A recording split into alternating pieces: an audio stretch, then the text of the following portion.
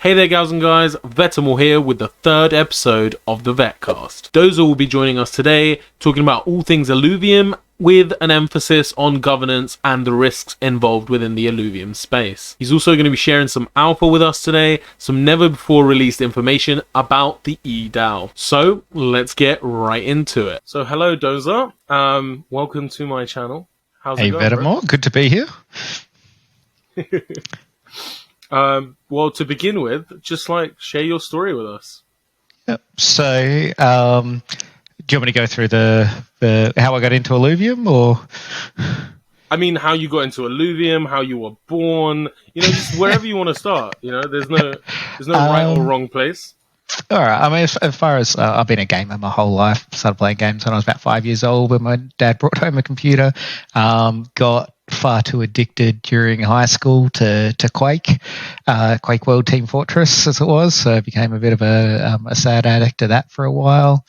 Then came along Warcraft 3 and WoW. So got quite competitive on Warcraft 3, but unfortunately my kind of hand-eye coordination or reaction time was not so good, so I ended up doing a lot more watching and managing for the Australian team. So, and then just sunk thousands and thousands of hours into World of Warcraft. So mostly focused on the PvP side of things. So I love my arena games, and then when I again realized that I wasn't that good at it, into pet battles. So, which maybe gives you a bit of a hint as to one of the things that spiked my interest when it comes to Illuvium. So, went around. I don't know whether I'm more proud of my Gladiator achievement or my Zookeeper achievement within WoW for those who played it. But yeah, so. Outside of that, games I just mess around now with whatever me and my mates like to play, and kind of caught my eye on Illuvium. So when I outside of gaming, I work in insurance, so I have done for about 17 years. So the area of insurance I work in is amongst other things, directors and officers insurance. So effectively insuring people for running a company poorly. So that's been one of my areas of interest from a professional sense. So then when I saw the Illuvium project come up, I'm kind of looking at it going, all right, I've been a gamer my whole life, and you've got the competitive aspects, and you've got the collection, catch 'em all kind of hook in there. Then they've overlaid this with this decentralized, entirely new governance model. Coming from Australia, I'm down in Melbourne, so seeing the founders just up the road in Sydney got me. I'm like, all right, this is getting pretty close to home here as well. And then add to that just the community and the look and feel of the game. I'm like, oh, I'm just in heaven. So it's ticked pretty much every single one of my boxes that gets me excited, and kind of from professional, from a leisure, from a career. Well, I just love it. I kind of meandered through the question there a little bit, but I mean, I think you answered it wonderfully. You really took us through it. And so how exactly did you actually stumble across Illuvium? Like, were you getting into crypto, or was it just how did that happen? Yeah, it was at the end of last year or the start of this year at a barbecue with a couple of mates. We started talking about Dogecoin, as you do, and I got this mate who's been in crypto for years and years, and he was joking. This is after it had just gone up from, I think it was 0.5 cent to 7 cents or something like that. And he's like, I'm sure I've got some Dogecoin lying around on a hard drive somewhere. Or whatever it was, I should find it. It's worth $50 or something now.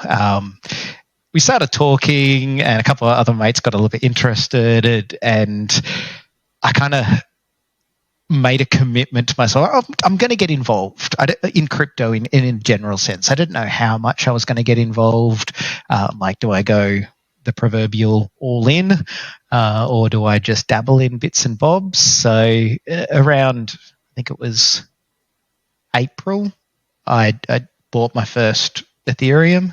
So, and within 24 hours, it had lost 30% or something like that. So it was, you look at the graph, I'm actually a gun at doing this.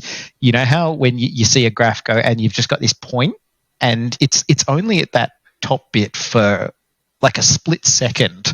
I think I bought it at like 2,457 and it got to $2,459 before it crashed. It was just like, you could not pick it. So I bought that and crashed, and I'm like, all right, scrap this crypto idea. I'm obviously not very good at it. I'll leave it to the people who know what they're doing. Fast forward until I was in back in black, and I'm like, this crypto thing's pretty good. I'm pretty good at this crypto thing. So start buying some more, and then all of a sudden I'm investing in all these coins that I don't even know what they do or anything like that.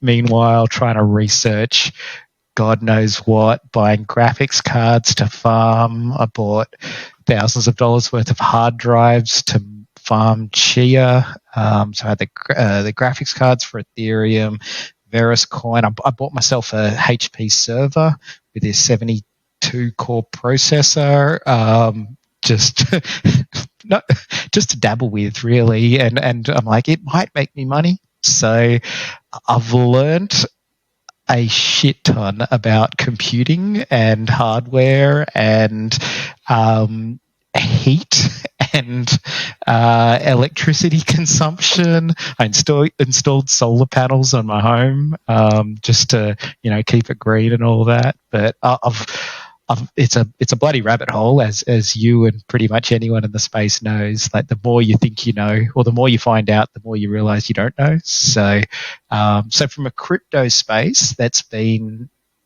for me just this year is when I've been really kind of spending my time on it. And as much as I talk to mates about it over the last few years. Deep.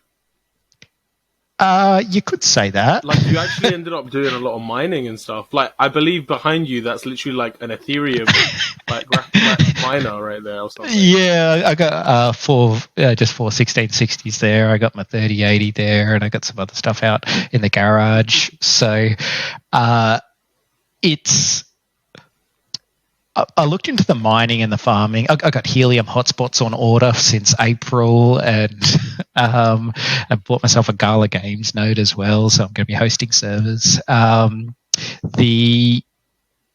kind of looked at the farming and the mining and that kind of blockchain validation side of things as not as a profit-making exercise. And to be honest, it hasn't been. I mean, it's been profitable, but nothing compared to like Illuvium staking rewards or anything like that. So it's been profitable, but it's more, if I can make my money back, I get to buy cool gadgets and just tinker with them. So I did, and I have, and I'm not very good at it. But I now am, I was about to say semi-competent. What's one rung below semi-competent on like Linux servers? So Ubuntu for that stuff. But I know a lot more about, like, after playing with computers for over 30 years, I realized how little I knew when I started getting into a lot of the mining and farming and all that stuff. So I've had a lot of fun, but financially, it's let's call it a wash from the farming and mining. I think what you've actually done is what a lot of people are scared to do, which is, like, most people don't know anything about a subject, so then they're too scared to even like get in. But then you kind of did get in. You dipped your toe a bit more. You were like, okay, I might not be good at it, but let me just like fully get involved. And regardless of like any money that you've made, you've learned loads by actually putting yourself on the line and actually like investing and experiencing this yourself. Not just investing in actual cryptos, but actually like participating in the nodes and the networks and mining and all those things. Because doing what you've done, you probably know a lot more about crypto than like 95% of people in this space, you probably know like a ton more than I do don't, but regarding yeah. regarding that end, because I have no idea how like mining, like I have some like vague idea, but until you've actually done something and gotten involved in it, like it's you can't fully understand something until you're actually like part of it, and you're literally part of it. And it's I went from a diversification because I was still part of it was an investment strategy in that I was still unsure about crypto at the time, and I'm a lot more sure about crypto now, but there's still it's an area with massive uncertainty. So I looked at it going, if I spend $3,000 and buy crypto and it goes to zero, then I have zero. If I spend $3,000 on graphics cards and servers and hard drives or whatever, and crypto goes to zero, I've got 170 terabytes worth of hard drives that I can, I don't know, I can host a really cool LAN party where no one needs to bring their own gear, and we can just hook into the graphics cards. So it was a pretty flimsy logic, to be honest, about trying to justify spending the money on that stuff, but it was enough to get it over the line. So why the hell not? I mean, you can always sell the graphics cards, right? Yeah, but I don't really like. Have you ever sold stuff on Facebook and Gumtree? And it's just a pain in the ass, really. I don't like the process as well. I've actually got like a tablet that we don't even use, and I was thinking about selling it the other day, and I'm just like, you know, and it's just going to slowly just die on the shelf. But honestly, I don't even like taking things back when they're busted, when they're under warranty. Like, one of the things I got was a Ubiquiti router, and it died, and it's under warranty, and I've kind of registered it, and Ubiquiti's like, yeah, send it back. I was just sitting there going, do I put it in a box, or it's just sitting there in the garage not working, and I bought an interim one to kind of keep everything ticking along and all that. But so yes, there is a logic that I could sell it, but I'm reasonably confident I'm going to use them until they're not worth anything, or I just give them away. That's maybe I'll give it to a cousin or niece or nephew or something like that for. They can draw me a picture or something like that. I can be the cool uncle, something along those lines. But yeah, no. But from a crypto sense, so I've really thoroughly enjoyed all the mining and the tech side of things and the learning. Some has worked out, like the graphics cards. You know, they're well and truly paid for themselves. The Chia, if you look up the XCH price, that went from like, I think launched at about $1,000, went to about $2,000, and it's trading at about $140 right now. So and of course, by the time I actually got any Chia, the price had already dumped. So I'm just sitting there on some worthless, not worthless, but some relatively worthless Chia coins. Certainly hasn't covered the cost of all the hard drives. But yeah, but as I'm delving down this proverbial rabbit hole of Linux servers and hardware and different blockchains and all that jazz, Axie came up. So someone mentioned Axie, and I started looking into it. That's everyone's kind of gateway drug, I think. So I got on there. I started watching some YouTube videos, and some of the people were kind of talking as if it was fun. And I'm like, all right, this sounds really deep, you know, all these permutations and all that stuff. And I watched a couple of videos, and the people making the videos about how complex the game was didn't seem particularly not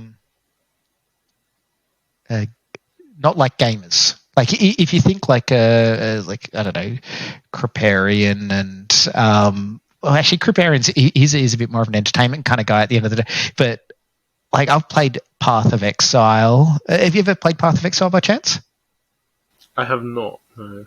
All right, it's a like Diablo, but the complexity of this game is so ridiculous to the point that, I would have spent, if I've spent about 2,500 hours playing Path of Exile or thereabouts, I've probably spent another 1,000, 2,000 hours just looking at spreadsheets and theory crafting, how, all these different things can work out, and watching probably hundreds of hours of videos about people dissecting the most minute things. Then I kind of got onto the Axie side of things. I'm like, oh, it's pretty basic, actually, isn't it? It's somewhat basic, and the thing is, like, the best players in the game were only winning something like 65% of the games that they played. So you were really botting for, like, well, not botting, but grinding for, like, the gentlest edge to really be the best in the game. And a 65% edge, like, one of the guys was actually saying that he used to play poker, like professional poker, and then he got into Axie. And it is very similar to that. But it's a type of grind where the mechanics are very simple and you're literally fighting for this simple edge, and there's like literally variance and luck involved as well. So there's something about it that isn't that satisfying. I played Axie myself for a bit. I got a 14-year-old friend of mine to play. I got my wife to play. Nobody enjoyed playing it. How much did you pay the 14-year-old? I didn't... Well, so he's a friend of mine. I told him I'll give him like half of all the money we make from playing it. Yeah. Because that was like boats loads more than he makes in pocket money. And at the end, I think he played for like a week. And I told him, like, mate, I could give you what you've earned, or just like forget about it. And when Illuvium comes out, I'll give you like $2,000 worth of SILV. And we'll just split all of that 50-50. So after a month, you can just give me like half the assets you've got from the game, and then the rest is like all yours. Like, go for it, just like enjoy, So you're gonna keep going with the child labor regardless. Oh no, the child labor's. I don't know if I'm allowed to be saying this, to be honest. But you can edit it if you want. I probably won't edit it because like. There's no like, actual age limit on. There's nothing limiting it. I don't know if they will. I confess, have, like, I got my 6-year-old daughter to enter a competition to get whitelisted for a NFT project. So she ended up winning. So she now owns a clumsy ghost, and it actually almost brought a tear to her eye when she won. She's like, "No, but there's people and they do good things, and I'm and I'm like, no, they love your work." So I actually got to get that blown up for a wall, but yeah. But back to Axie, it was kind of looking at it, and then I'm like, all right, we'll give it a crack anyway. And then I was looking at it in Australia. It's like it was about 300 and something bucks per Axie, so it's $1,000. And then I'm just kind of thinking about it a little bit more, and $1,000, like, I've made a little money off crypto. I'm a middle class, first world kind of person. And I'm like, that's prohibitive for me. And then I was looking, how is this game ever going to be successful? If I'm a person who's been playing games for 30 years, has the money to do it, is into crypto, and I still don't want to drop the money to get into it. Like, not without actually seeing it and enjoying it. This isn't going to be successful. Obviously I was wrong, but I never ended up pushing buy. I didn't. And then I was looking around, saw Kieran. The other thing is, like, AOL, like Hotmail, all these like old things in the internet, like, they were successful back then, but like nobody even remembers them. If you ask like your average 15-year-old, like, what's that, and they're just like, what is it? I don't know. You tell me. So it's front running right now, but the space is just super early because, as we were saying, it's not necessarily even that enjoyable to play. The mechanics aren't all that interesting. I have obviously heard that, well, regardless, it is still in beta, but part of it is that it's been in beta for a very long time. And regardless of how much money they've earned, they haven't reinvested enough. I think Illuvium actually has way more developers than they do, and we've been around for a lot less time.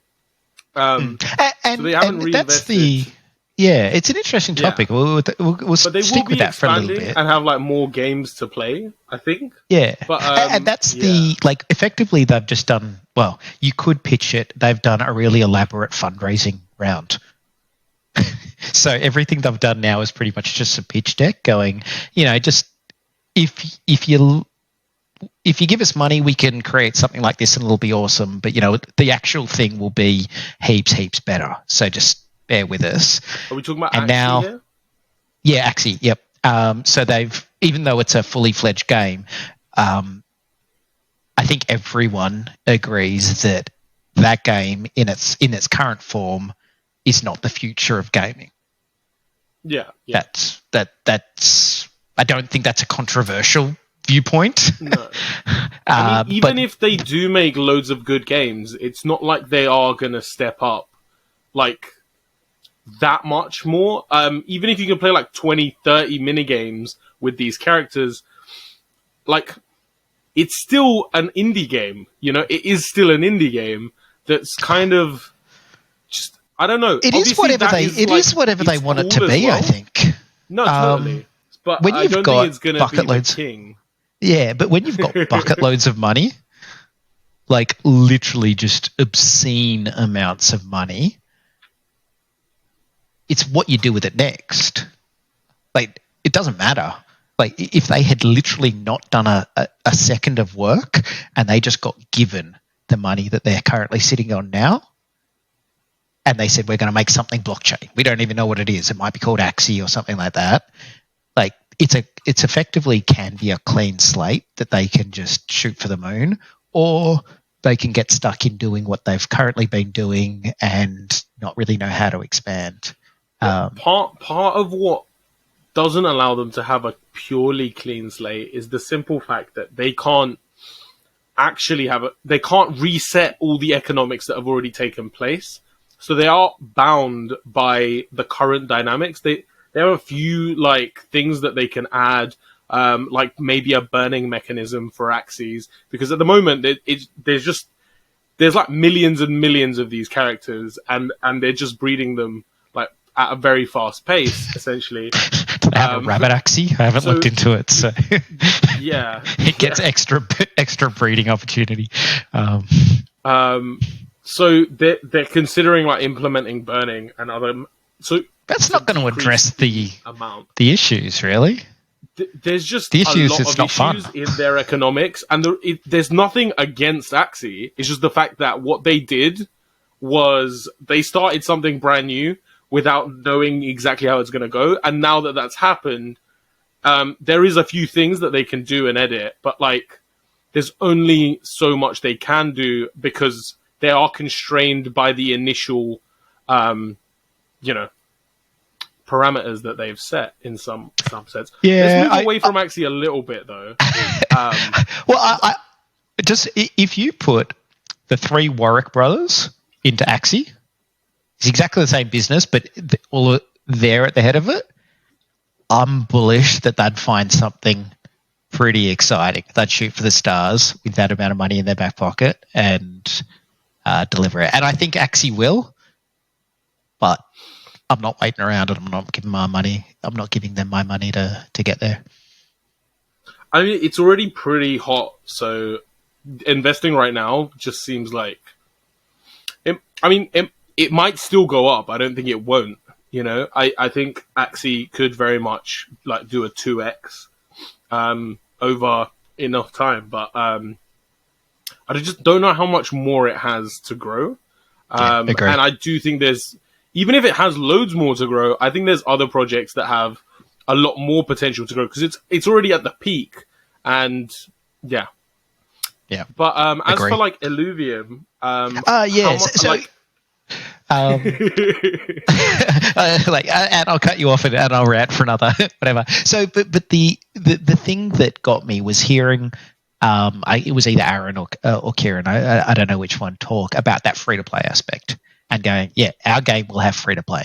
yeah, it'll be capped at some point, but their goal was to have a rich and fulfilling free-to-play experience so that people can get invested into it, understand the beauty of the game, and choose whether to dump their life savings and sell a kidney or whatever in order to make bank. But it just seems like a no-brainer. You need to have. There's no games out there really that say, or definitely none that say you need to invest $1,000 to try it. That just it doesn't pass any sniff tests. So, well, you can try it for free if you spend a month begging for a scholarship on social media. Or I'll get into that later. You never know. But yeah, so the first one was a free to play, and the next one was here I am say $600 million esports prize pool, and I'm like, all right, so. It's more than 600 now. I think it's over $1 billion now. Yep, yeah. That escalated quickly, I think is the phrase there. But yeah, so hearing that, I'm like, all right, so they've got a game. It might be good. It might not be good. They're going to put lots of money into it either way. It's got a free-to-play experience, and they talk in a way that gives me faith that it's going to, they're going to put their all into it, and they are going to get a truckload of eyes on the product because they understand marketing. That's so many more ticks than any other project I saw in the market. Probably Sandbox was the other one that really was a close call as to whether I went down that path or went down the Illuvium path. The tokenomics of the Illuvium and the governance side of thing is what really got me much more excited for Illuvium than for Sandbox. But I think in the end, if I invested what I invested in Illuvium or Sandbox, I'd be on almost to the dollar the same amount now. Although Sandbox has made almost all of those gains in the last fortnight, as opposed to over the last, I don't know, 4 months or whatever it's been. So, but yeah, so it was just, so it's good game, good vision, and then the governance and the tokenomics just mind blowing. So, and if I could say that I was there at the start when they're hosting $1 billion esports thing, then I'll get my virtual popcorn and have a humble brag or two. So.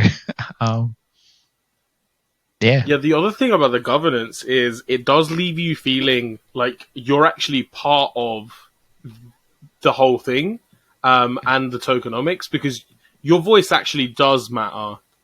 And you can actually have debates that can actually... You yourself can actually say, I really think this thing would be great for the game. And then you can actually submit a post in the governance chat in the Discord, see what other people say. You can refine it through dialogue with other people, and you can actually end up submitting that, and it could get voted through, and your proposal your thoughts would literally end up impacting the entire project.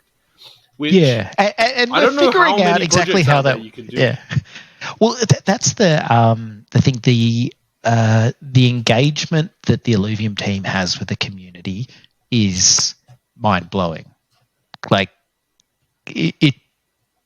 The fact that you've got founders and developers who spend a lot of time in Discord, I'll be honest. They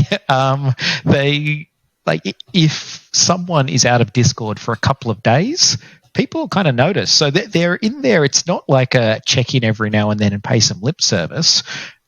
It's actually passionately engaging with the community and everything. So the engagement with the team's amazing. The proposals and how they're managed, I know where we're going. I think everyone knows where we're going. How we get there and where we're at the moment, I think it sparked some, at times, heated debate around that, because the ideals of that decentralization are there and they're clear. It's kind of the foundations of cryptocurrency, is that decentralization. And with Illuvium, they've got, it's on Ethereum, so it's on a decentralized blockchain. It's got the player ownership, so the ownership of the assets is decentralized. How they're running their gaming studio as being a decentralized studio. There are people all around the world. It's not like they all check into the office every day or anything like that. And then over the top of that, you've got the DAO actually having the profits and directing the whole business. So those layers of decentralization are really fascinating. But then, I mean, you've still got some centralization aspects in there. So, I mean, game development is centralized. There is a game development studio. The DAO doesn't own the game development studio.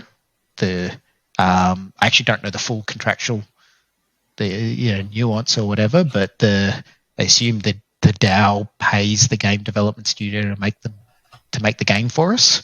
But that's centralized. Kieran's talked about having the servers centralized with AWS, or at least in due course that'll be the way that works. So you might look to things like Gala Games, like the nodes, and you could have decentralized servers there, but I don't know whether that's feasible. The council is a point of centralization, which it's been fascinating seeing the different types of governance that can be applied to DAOs, and especially with this current epoch and having a couple of people being, for various reasons, not as active as they could be. You've effectively got the governance extremely centralized between three people for the most part. So, which I've been looking. There's been lots of talks with various people in the community about the best way to go about that. People are talking about expanding the council out to be bigger, which I think there's a lot of support in the community for that. There's just having more effective elections so that people are a little bit more aware of what the requirements are and all that, so that we get engaged people on the council, which I think that there's a lot of merit there. At the time of the last election, I'm like, so what's the point of the council? Like, if we didn't have a council, what would happen? You want to answer it? I'm happy to answer it. So, there are ways in which things wouldn't change actually, like the biggest amount if we didn't have a council. But because we do have a council, there is a lot more opportunity for engagement, and down the line, the council will be a great assistance to further decentralization.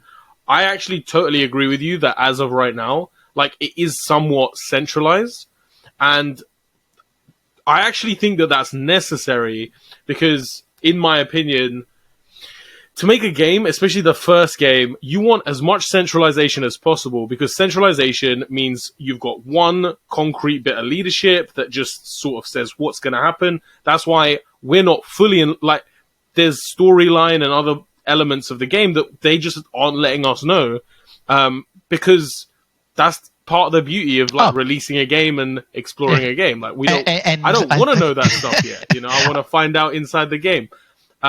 But then other people are like, well, if it's decentralized, we should have say in everything. But then it becomes just like a shit game, because you do need to have some kind of an overarching vision, and that's the way things go. But once the game gets made, then I do believe that as a community, we'll need to have a lot more say in, elements within the game and different things and how they change over time and evolve, essentially. But then, not like huge say, but like to make tweaks. I think it will be like needing to be done. But also, when we're coming up with like the future game, beyond maybe voting on like what type of game, like, is it going to be a MOBA? Is it going to be a first-person shooter? Like, what's it going to be? Like, I get like the community needing to somehow vote on that, or the council voting on that. But then once it's been voted on, like exactly how it's going to be executed, I still think the majority of those decisions need to be almost done behind closed doors by the developers, because ultimately it's their vision that we're buying into. And if they've succeeded so good on the first game, why would we try and like stick our noses in? Because like the average person in the Discord, they don't know shit about developing a game, but they've got a lot of opinions about it. So have you ever been part of a gaming community? Like try and hold people's opinions back, no matter whether they've No, got of course not. I don't want to hold people's opinions back. I just personally don't think that we need to stick our noses in as much as people think we do, because it could actually make a great thing kind of just like, and it's because I find that the vast majority of people are happy with the way things are, and the people that are the loudest that disagree with things, like, they're actually a minority of people, but they almost feel like they're most people just because they're most vocal, if that makes sense. Yeah, I think this got slightly political, but I don't think so. I mean, I hope not. Sorry to anyone that I'm offending out there, but but you're completely right when it comes to developing the stuff, and that's why I think what we're working through as a community, as a DAO, as a development team, we're working through the terms of engagement, who does what, and it's been a fascinating process, really. And I think every time a debate comes up about where responsibilities lie, we get better as a community. But there's real honest engagement from all parties to sorry, onto your second energy drink there. Sponsored by Monster. Smash it. But yeah, there's real honest engagement that improves us as a community, and it's been absolutely not heartwarming, inspiring maybe to be a part of it and kind of see it happen in action. So we're just figuring out where you draw the line, what's decentralized, what's not, and game development. That's not decentralized. If you want to decentralize, have an entire DAO vote on, whether the blaster's green or pink or whatever, it's just it gets ridiculous. But then different people have different ideas about where you draw the line. So for me, it's like effectively we're an intellectual property DAO. We control the Illuvium intellectual property. We contract an inspirational game development studio to make us 2 games so far, and we'll see what happens there. But yeah, I think from a governance perspective, it's like a lot of the decisions that are being made are could be just as easily done with on-chain voting, or similar to the elections of the quadratic formula, or whether you go down a delegator model. So the ENS DAO recently launched, where effectively every token holder can nominate a delegate to represent their interests, and the delegate effectively has their own little page, says what their background is, what their vision for the project is, the ways that behave. So if you generally agree with that kind of position, you can just put your tokens there and know that it's going to be safe, I guess, is the goal. So you end up with a kind of pseudo council, as in you have the people that have the most delegate votes with them, but you keep the decentralized nature of it. And if someone wants to change their opinion on a particular topic, power to them. So that's one of the things. Whether it happens now or never, it doesn't really matter. We can still make a council really effective. But for me, decentralization is a real core ideal, and that's one of the real reasons why I love this. So the more decentralized you can get, the better. But I guess the other one is just the absolutely fascinating area of centralization with the eDAO. And I didn't. You mentioned it in your overview of governance Council and all that. Yeah, and it's good. It kind of touches on it. And then I was chatting with a mate who I was shilling Illuvium to, as you do, and he's like, "Wait, so they can overrule anything that happens?" I'm like, "I'm sure it's not anything. It's only when it's required." He's like, "Who's on it?" Like, I don't know. And so as he's like, "Well, I'll consider investing into it if you figure this out, because at the moment that's a big red flag. I mean, I like Kieran, I like Aaron. Grant was von Neumann at the time, so I trust them. You know, they got a lot to lose if they do anything. But like an anonymous eDAO, they were like, okay. So I hit up Kieran directly and kind of told the story. I'm like, who's actually on it? He's like, oh, I'm not sure. I'll check. So he did, and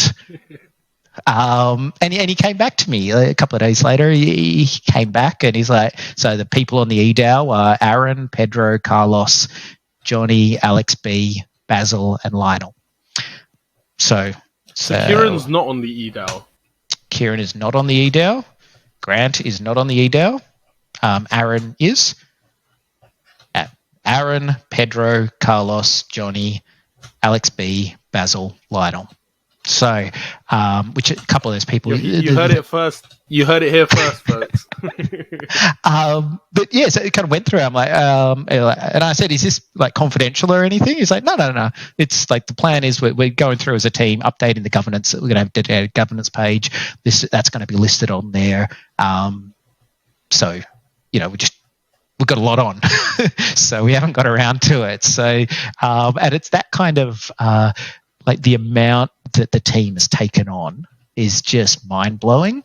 And as long as you got faith in, you know, the people who are making the decisions, that they're heading in the direction, and I've got complete faith in Kieran and Aaron and Grant, and then the way the team they're heading, like their ideals, their vision for the game, vision for the DAO, the vision, you know. That's it, really. Vision for the game, the DAO. That's what matters, right? Yeah, I've got faith in there that they're heading in the direction.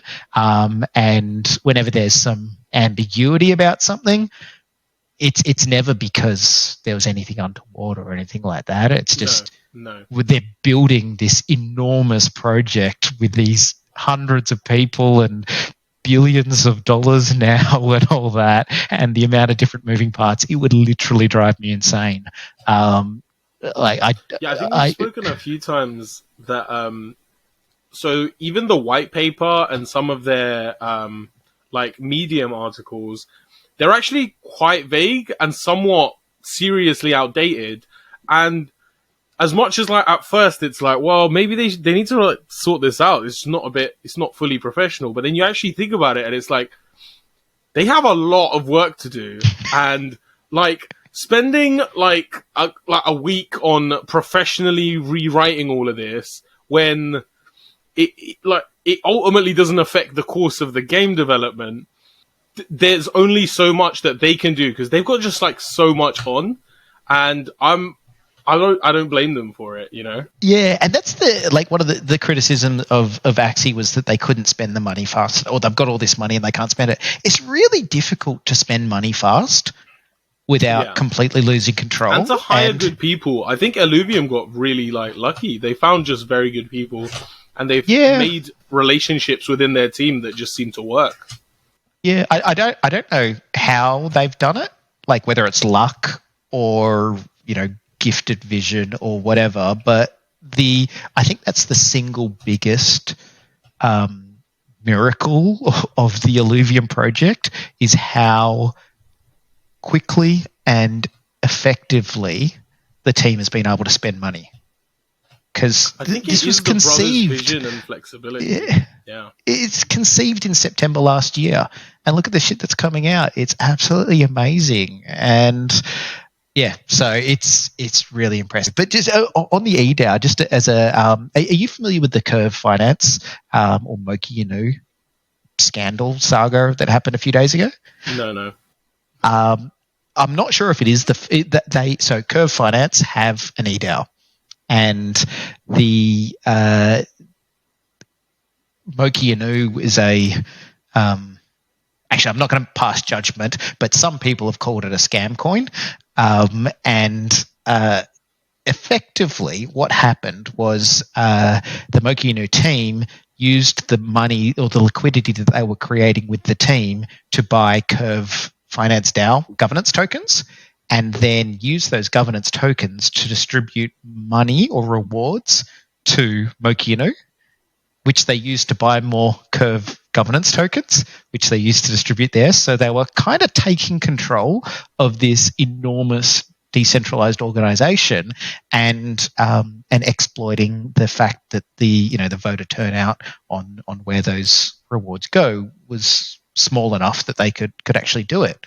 So one of the guys in an investment channel actually tried to go, look, this Moki Inu thing's coming up. I don't know if it's a scam or not, and I don't even know, like, even if it isn't a scam, it's highly risky and it might fail, but if it doesn't, you're going to make lots of money.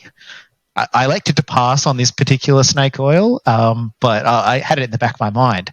Then I found out a couple of days later, Curve actually got the eDAO, so their executioner DAO, came in and overrode the DAO, because the DAO was now being kind of manipulated by the guys and said, we're actually going to stop all rewards to Mokino. And that was because this isn't a scam, they're manipulating it and all that. And so they didn't do anything that was against the protocol. Everything they did was legit, but it wasn't in the spirit of it. So that was an executioner DAO in practice. That triggers a debate. Is that the perfect example of an executioner DAO coming into play and saving the community from a scam? Because it was essentially being manipulated in a way that was just siphoning, I think we've spoken, like, what if, like, EA Games just goes like, these guys are big competition, why don't we just buy, like, 100,000 ILV, separate it into 1 billion, separate ETH accounts. And get the quadratic voting. Yeah. Yeah, get that quadratic voting. You can have, like, 0.01 ILV in each account or something, and the vote being slightly bigger because it's... Yeah. And you can just essentially game the council. Or what I like even more is with the... If the council voted to get a different studio to develop an Illuvium game, is that even possible? So you can edit that out if that. No. That's a very good point, actually. I think it's not possible. Not recommending. The eDAO is made up of, obviously... Well, if the this eDAO... is going to be a controversial conversation. If the eDAO... obviously, I'm not recommending that happen. I've got the utmost faith in it, and it would be it would be ridiculous and if that happened. But this is like me being in insurance. I always think about the worst things that could happen, or I just go straight to like catastrophic loss. So I think if the council voted to move production to another studio, is that a manipulation of the whole project and something that an executioner DAO should come in and put a line through? I think the executioner DAO would come in. And is that a good thing? I don't even know. I think it is a good thing, because it would destroy the entire direction of the project, as far as I can tell. You'd be literally taking the brothers out of the equation whilst they still have their tokens, so it just becomes really part of the DAO. They are still part of the DAO, but it's weird. I think it's weird. Yeah, but the other thing is, I love playing around with those examples. Yeah. Well, the thing I love about the Illuvium community is that the kind of conversation we're having right now. If we were talking about Axie Infinity and we were part of the Axie community, this would be a very like, shouldn't be doing this kind of thing, guys. This is bullshit talk. We don't talk like this. It's got to be positivity or it's nothing at all. And I think loads of people have actually been banned from their Discord just for like asking hard questions, whereas in the Illuvium community, like we got people asking hard questions all the time. Yeah, in fact, and then the founders are the best questions. Yeah, the founders engaging, like going, all right, exactly. I'm learning, like we're all learning from each other. So the spirit of debate is alive, and it needs to be, because the way that a project gets really good is that you can constantly have people pointing out its weaknesses and not like trying to look away from that, but really just be like, well, this is what we're doing to sort that out, or oh, wait a minute, like, we didn't even think about this. Let's actually do something about it, you know? Because there's no other way to really look introspectively without having people point it out and then not getting defensive, but, you know, really taking it on board, which is what we do. We have these conversations. So I don't want anyone to think like we're out here trying to undermine Illuvium. That's probably how it came across. We're building a stronger foundation here, guys. Think of me like the white hat hacker who goes in, tries to find the loopholes, not to exploit them, but to ensure that they're kind of managed proactively. So, but that from a kind of governance perspective, because you know, I've seen a lot of directors get sued for mismanagement of company. Or sometimes they get sued without necessarily doing anything wrong, but people try to exploit, you know, legal systems, and God knows what legal system applies to a DAO. Although being in Australia, can I ask you a question? Oh yeah. In your opinion, what would be the biggest weakness, therefore, of Illuvium, or like several weaknesses? And what are potentially solutions?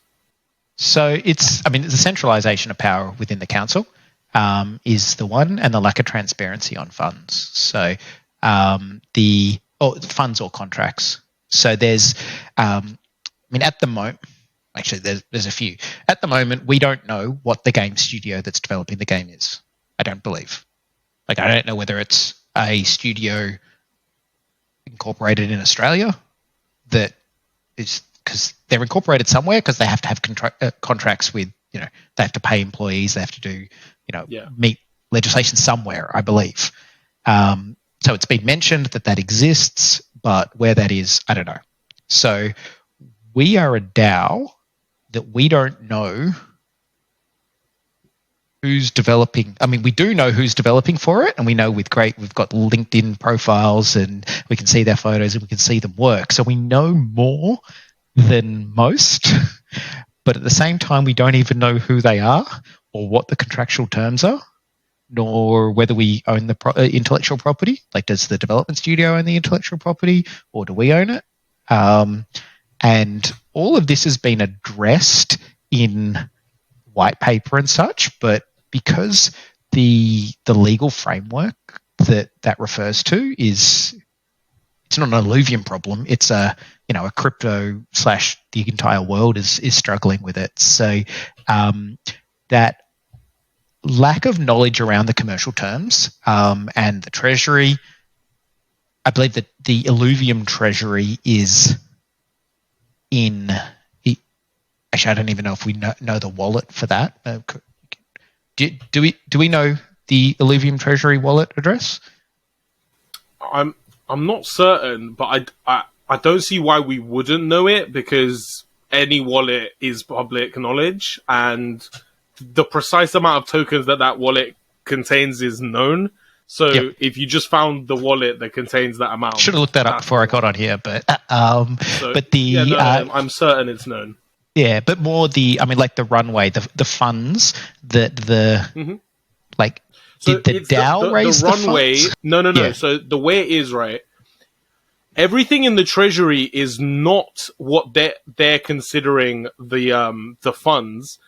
In the beginning, all of the money they've received from early seed, and the balancer sale, all of those funds are their runway.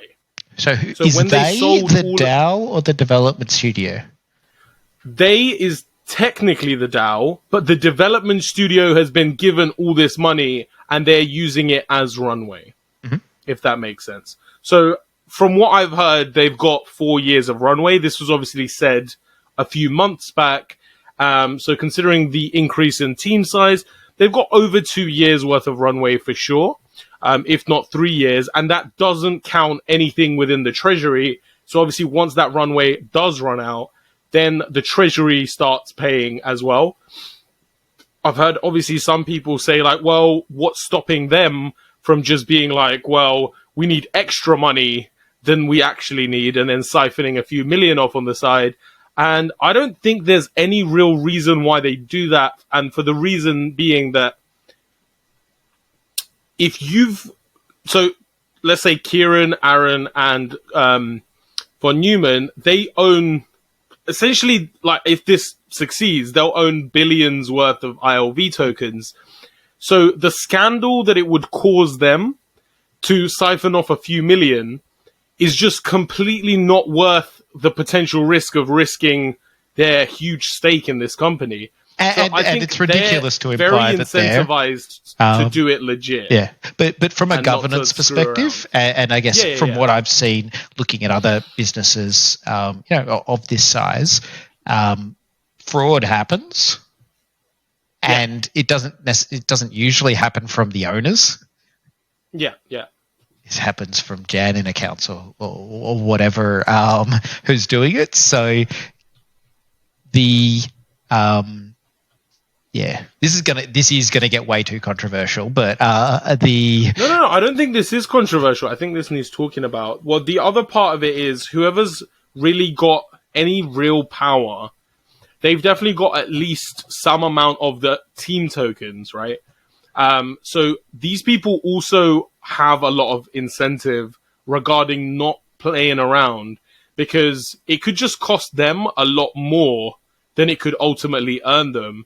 And like ultimately what they could earn in the next 10 years within this project is just a lot more than anything they could siphon off, in a way where, like, I don't know how much it makes sense, but obviously this is like incentives and blah, blah, blah. But from the other perspective, somebody might just want to siphon, and who knows what the intention, like, yeah, who knows? And so you shouldn't be able to just trust people. Exactly. It should be good, and it would be good to have more transparency on that. And I do believe that more of that will come about as time goes. And I'm sure these things are being managed. Like, I'm sure that those, they've got all the checks and balances and all that. I'm sure it's a well-run business. It's not transparent, but it's not transparent to the DAO. It's transparent to the team. And we trust the team, so therefore we're willing to give them our money, and that's the way it works at the moment. But from a risk perspective, that transparency there, large amounts of money without that transparency, I think the way the game's developing is, being tight and not being this sprawling, ambitious project like a Star Atlas or whatever, but saying, we've got this game, it's deliverable, we know what it is. All I'm interested personally, like for the most part, is that auto battler. If they nail that, then the open world can take a lot more time in order to fully flesh out. But so it's tight there. And then, I mean, the governance and that, like, those exploitative practices that could come into play. That is most definitely a risk within the space. I like the way that you use the word risk, because a lot of, I don't want to say a lot of people, but some people in the space, like I made a video about like why you shouldn't buy land, and ultimately I was talking about what are the risks involved, and it is basically like, heresy, you basically just chatting shit, bro. Like, stop spreading FUD, but it's not hate or FUD or whatever to analyze risks, because really, as an investor in anything, any unknown is ultimately a risk, and ultimately, like, it's an uncertainty. We obviously, as individuals, we do believe in, like, the founders, and we believe in the team, but ultimately, it's an unknown. Anything that isn't fully transparent is a risk, and it is an unknown, and it, to some extent at least, needs to be considered as such. Otherwise, we've got our, like, pink glasses on, and when is that your rose-tinted glasses are pink glasses? Are they? Is that the? Mine are pink. Yeah. Mine are pink. Yeah. All right. And they've got like the little straws on the side, and they pump like hopium into my mouth. Yeah, love it. But and that's what I do for a profession. I spread FUD to. I look at what could happen, and then I try and find solutions for it. That's that's what I do. That's how my mind's wired. So finding the right audience who's interested in what could go wrong, and do we have solutions for it, or what are our options for solutions for it, and the options are and this will work together. The transparency around it, clear terms of engagement, further decentralization of the governance of the DAO, whether that be by more council members or by delegator system or whatever. Then and clarity around the intellectual property side of things. So I think the intellectual property that's being created is arguably like that's the worth of the business. It's not the Illuvium game. It's not Illuvium Zero. It's not the engine or whatever. It's this idea that you can sell this. Just franchise. For anyone that doesn't fully know, what is intellectual property, like specifically in regards to Illuvium? So anything that's so it'll be the brand, the Illuvium brand, and the characters and the actually depending on how you work it, the characters and the brand, and anything that has been developed by the artists as uniquely created from scratch, from the concept arts, and then integrated into the game. So if someone else decided to make their own game and call it Illuvium, they would be breaching the intellectual property.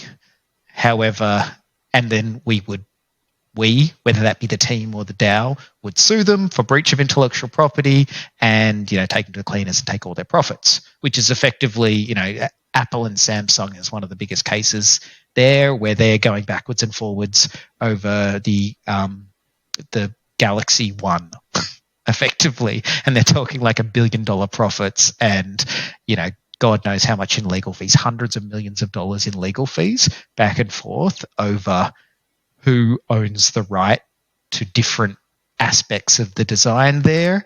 So if someone wants to make an Illuvium movie, and we completely rip off Avatar, for example, because I think they actually work quite well together. If we ignore Avatar suing us for breach of intellectual property, I think we could definitely get away with it because I don't know how much we rip off Avatar. It's different. We crash land, and we're technically not even humans, so it's totally different. As long as we get that Worthington brother or whatever in there, we get him in there, get the cast back together from Avatar to do that. But yeah, so the biggest asset of the whole organization, I think, is the intellectual property, and that model of future games, future merchandise, future movies, Netflix show, whatever, like Grant's vision around what he's going to do from that the artistic side of things, and all that is why I'm interested in the project. It's not because I think Illuvium in and of itself, the current game being developed, is going to be the best game ever, although I hope it is. But it is, they're creating something that, especially when three brothers who have been dreaming of making a game studio together or like working together on a project like this their entire lives, they're not going anywhere. They want to build this into an empire that will literally define their family for generations and generations, I think. So what they're building is beautiful in every sense of the word, and its longevity, I think, will hold. I think it will be there. So, but from a risk perspective, all right. So if we look at this value, it's the intellectual, it's the brand, and how is that being managed, and who's responsible for managing it. And that actually came up, with some of the partnerships, who is responsible, and effectively the council, the current council, confirmed that the responsibility of that is with the team. So any partnerships or any brand management questions, effectively the team runs after checking with the council, and that's fine, and they're doing a fine job of that. So, but how that goes going forward, well, that's one of the unknowns, isn't it? So, and the last risk, if you think about gaming studios, and what's going wrong with them,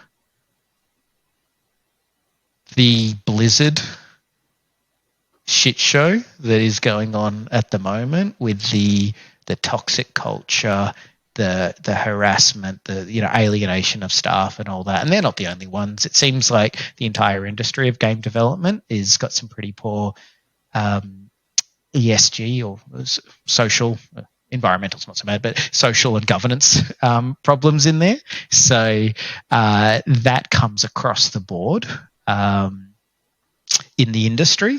So nothing within the Illuvium team or anything like that has flagged it as a potential issue, but just as far as what is game development space, dealing with, that's there, and regulation and things like gambling, and securities law and all that other stuff. I'm confident that Illuvium will be able to navigate whatever it is, and if we get regulated a bit more, then it'll, I think we'll take it in our stride. But there is definitely unknowns, as with anything in crypto. It's fair bit of risk there. I've been thinking about this a bit. So. Well, to pull it back a little bit, I also want to say that when I first got in, I did my best in about 2 weeks to research as much as I can and to find as many things wrong with this project as I could. And ultimately, that's actually what's made me as bullish as I am on this project. And obviously, we've analyzed a lot of risks also during this. But I also want to say, well, what makes you most bullish about Illuvium? What brings you? Let's go a bit positive, basically. Let's spin if I can say the Warwick brothers' ability to spend money, and I'm not even taking the piss there. Being unconstrained by a lot of the incumbent studio, games are big business. Games will become bigger business over the next year, over the next 5 years, over the next 10, 15, 20, 100 years, whatever. Games will become a bigger part of our life, I think, across the board. So I'm bullish the industry we're in. Crypto, I think, will become a bigger part of our life. Attributing value to the communities and the intellectual property and all that we create, I think, will become bigger. As much as Axie is kind of flagged as first mover, I think Illuvium is more of a first mover, or will be a more substantial first mover in the end, and is a lot more game focused than some of the other metaverse projects like your Sandbox and such. So, and then the team and the passion of those three brothers is mind blowing, and their ability to attract good talent, understand what matters, and turn that into a effective plan in about 5 minutes flat is I can't stress that enough. It is difficult managing people. It is difficult getting resources in there effectively, and they have done a mind-blowing job thus far. So we're in the right space. We've got the right people with the right amount of energy and skills who are focused on the right things, and they're invested in a way that kind of puts the core of the team is going to stick around.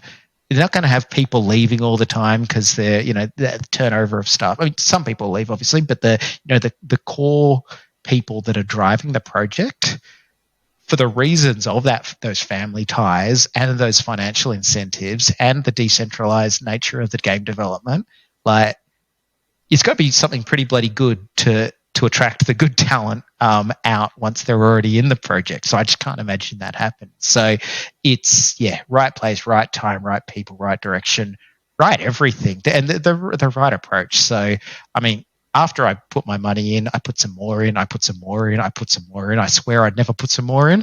And then Grant did his interview with Zionic a week or so ago. I'm like, all right, have some more. So it's I am incredibly bullish, despite me talking for half an hour on the risks and the downsides and the threats and all that.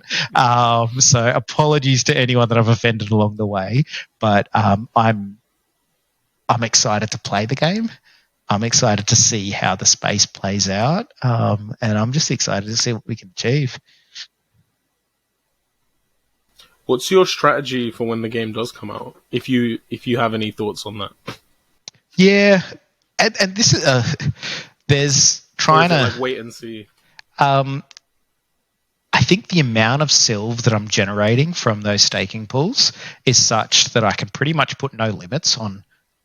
It's like What did you call it? the amount of silv I'm generating. I can pretty much put no limits. Okay, so you mean SILV? I've never heard anyone call it Silv. Oh, yeah. Like it's fine. It's fine. There's no actual right way. There's no official pronunciation. It's faster to call it silv. So the amount of those staking rewards that come in is such that I don't really need to be frugal with my resources.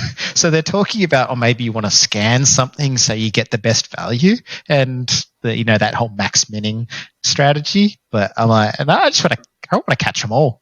So I want to catch them all. I want to get my Zookeeper achievement, even if it costs like eye-watering or whatever amount of cryptocurrency to kind of get it. So I want to catch them all. But I think in the end, I'm just going to sit in the auto battler and just have fun there. I think that'll be where I end up. Like I've played lots and lots of Hearthstone Battlegrounds, not so much Teamfight Tactics or anything like that, but those kind of auto battler games, I don't have the young 20-something or teenage reflexes anymore or whatever. So I think that's a safe spot for me to be a little bit more strategic and watch my pretty expensive things. I think a lot of people will end up there because that's where the real competitive gameplay goes. Is going to end up. In the very beginning, I think I actually think I heard them say that there won't even be player versus player until like a month after launch, because for the first month there won't be enough people that have enough Illuvials to even play PvP, right? So for the first week, like, it's people just trying to catch Illuvials to even consider it. So then within a month, we'll have enough Illuvials out there to actually be able to start PvP. And I think regardless of whether there is PvP, the first month, I just want to just assault catching them, because obviously the very beginning, it's going to be as easy as possible. And then there's like a difficulty curve, as every alluvial you catch is like one less available for anyone to catch. So just I've got a few friends that are just gonna play, like, aren't even particularly interested in playing, but I've said to them, like, I'll give you some SRV, just play for the first week or two, and then just give me half of you're gonna have the full like, sweatshop going on. All right, sweatshop Vetemor. I'm trying to sweatshop as much as I can, because I know some other people sweatshopping, and sweatshopping is a good idea. So and Aaron, on his podcast, now, Aaron's like, I've done everything I can to make sweatshops and bots and all that not that effective. Vetemor comes in, is like, I'm going to make this work. No, but it's not a sweatshop though. It's not a sweatshop. I'm actually just. So I know that these people wouldn't invest like $2,000 worth on SILV to play a game. Yeah. Because they just don't get it. But if I give it to them, after 2 weeks, they're probably going to be like, yo, I could just keep doing this. Because they get into it, people get into things. But what I've noticed, especially in the crypto space, like anyone that gets into crypto, proper into it, proper dips their feet in, buys all the fucking CPUs, like they get in and they stay because they've gotten a taste of blood and now they're fucking hungry, and people just need a taste. And that's what I'm trying to do with my channel, really make it as easy as possible for people to get in, because even if they get in a little bit, then they're experiencing it for themselves. You can listen to people on YouTube talk about crypto all day long, but unless you're part of crypto, yeah, I do as well. But unless you're actually part of it, like, you're only just like a voyeur and just like watching from the outside in, and it's just get in, take part, experience it for yourself. Not financial advice. Become a vampire like us. Yeah. Not financial advice. Yeah. So, and the content you've made. I went for the vampire metaphor. The content you've made, I've got quite a few friends and family into Illuvium, and first thing I do is go watch Vetemor's videos. He says it better and clearer than I do. I got no patience like he does. So, and you explain it so well, and you do make it easy. So, I find your instructional early on videos being the best, especially explaining, the purpose of the DAO, what it means, and the money bags coming into the vault. I love that. So I'm most proud of like my tokenomics video and my staking video because they took a lot of research to put together, and sure. I'm excited to get back into making like deeper videos soon. But I've actually covered it, a lot of it. I just want to get into like more like smaller specifics in the future. But like a lot of it was covered in those earlier videos, and I think that the tokenomics one is like an 18-minute video, but it took me like 10 hours to put the whole thing together. And I almost didn't do any editing on it. So that all that was like research time and just putting it together and like talking to Stormy and other admins. And before I even attempted to put it together, I spent like 2 weeks just like hitting the Discord like 5, 6, 7, 8 hours a day on my honeymoon, as you do. Yeah, I know. When I heard you did that, I'm like, oh, jeez. I'm not gonna lie. How supportive my wife has been is an absolute shock to me. I don't know how, but not just a great pumpkin carver. Yeah. So the fact that you got away with that and that she's been supportive and coming you on the journey, that's pretty damn cool. My wife allows me to do the things, but I don't think I'm getting her on YouTube anytime soon. So, but yeah, it's cool. I mean, to be fair, she's a bit embarrassed, but it's like, well, smash it. Cool. Well, thanks for having you on, bro. Yeah, it's been an absolute pleasure. Likewise, and thank you for you're an asset to the community. So it's been great having you around, watching your videos, and thanks for taking the time to listen to my rants. It's been a pleasure. Where can people find you, or do you want to be anon? I think I live on the Discord, so after a few heated exchanges, I probably haven't been quite as active on the main Discord as what I was a month or so ago. But definitely in there, I'm on Dozer or Dowser, given my passion for governance. But so Discord's the way to hit me up. And if you do you have a Twitter? Technically, I do, but I only use it to try and enter into crypto comps. So I most definitely am not a social media butterfly or anything like that. That's not my bag. So we'll just do the Discord. Yeah, Discord. No and this, just if anyone was interested, the mustache is not a permanent thing. So I'm actually raising money for Movember, which is a charity looking into mental health for men for the most part. So all mental health and is where my passion is. And given the space that we're in, being the gaming space, the crypto space, the vampire space, and even hearing like where Grant had come from, and that without going into too many specifics, they've talked about he wasn't necessarily in a great place at one point before starting working on this project. And honestly, hearing the pressure that Grant and Kieran put on themselves to succeed, and the amount of times I've heard them say, we need to make this work or I will literally kill myself. Whilst from an investor perspective, that puts a lot of faith that they're going to deliver on what they deliver. It also, it's not something that I'd want to joke about or anything like that. So if you're interested in feeding some of your Illuvium gains back into a charitable organization, I'd recommend you hop onto the Movember site and throw a bit of money that way. We will definitely be linking that in the description below, as well as your Discord.